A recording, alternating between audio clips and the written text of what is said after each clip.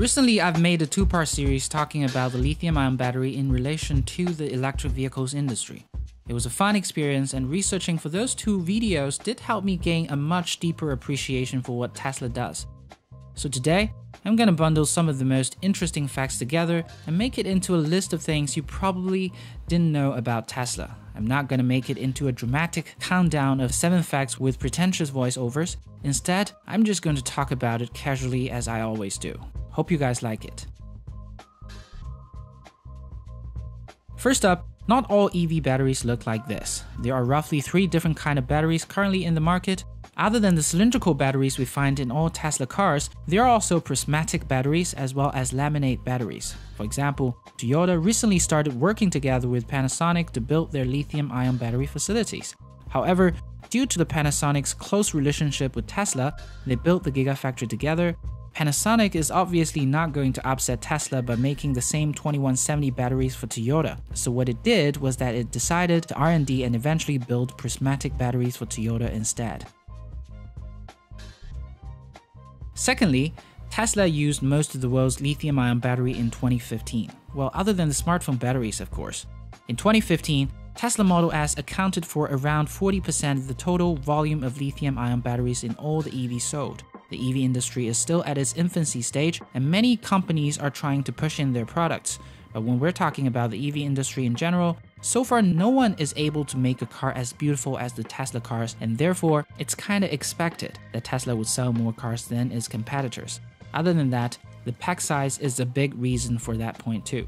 As you can see in the chart, Tesla leads in the battery size by a lot of margin, more than tripling the size of the battery produced by its closest competitors, which was the BMW i3.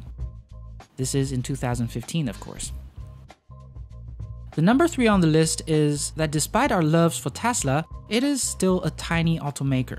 I think most of us are huge supporters of Elon, but despite the fact that most of us agree that going electric is a no-brainer, there is still a lot of resistance among all the car makers. As much as we want to believe it, EV's market share does not even take up 1% of all the cars on the road.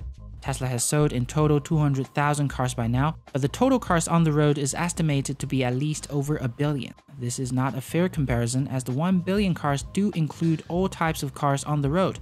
But even if we are talking about companies like General Motors, it has sold over 10 million cars in 2017.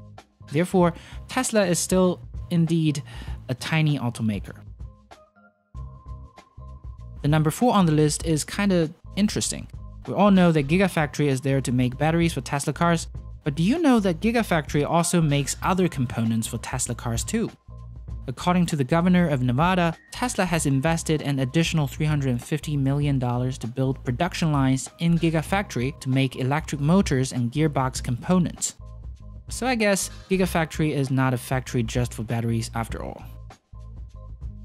Number 5. We all know Tesla cars uses the NCA batteries, which basically means the battery uses nickel, cobalt, aluminum oxide as its positive electrode. But what we don't know is that the NCA batteries has the least popular chemistry in the market, and MC batteries, on the other hand, top the market with 29% market share. For those of you wondering why are there so many different types of batteries out there, the simple answer is to suit the need for different purposes and budgets. Some batteries are better for energy storage purposes, some are better in compact sizes. In the number 6 on the list, I want to talk about China. For those of you who have watched my previous video, you know that China is dead serious about committing in electric vehicles and its related industries. So it shouldn't come as a surprise that China is making EV production a national priority. Although China is still lacking behind Tesla and Panasonic in terms of their technology, they surely are making it up by securing the raw materials as well as, well, having the biggest consumer market in the world. Chinese companies are investing a lot of money in Congo, in Argentina, and anywhere there is abundance in raw materials. I guess my point is, so should GM and Ford. Here is the last and the most important point of this video. This point is a bit counterintuitive, but believe it or not, if I'm Tesla, I would hope for Chevy Bolt, Nissan Leaf, and all my competitors to succeed, and here's why. Remember earlier I talked about EVs taking up only around 1% of the global vehicles market share? The arch nemesis of Tesla, believe it or not, are not any of its competitors. It is actually people's perception.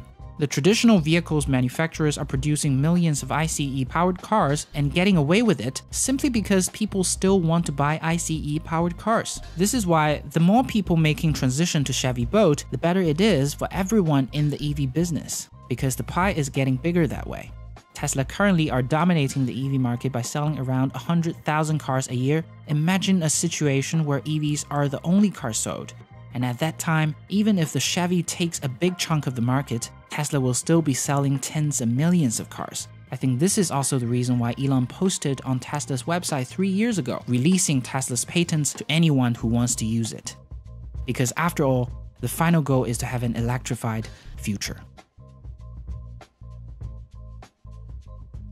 Thanks for watching, guys. In the spirit of open sourcing, I want you guys to reply in the comments section down below. Tell us something we don't know about Tesla and the EV industry in general, so that we can all learn something from each other. Alright, I'm Lei. I'll catch you guys in the next one.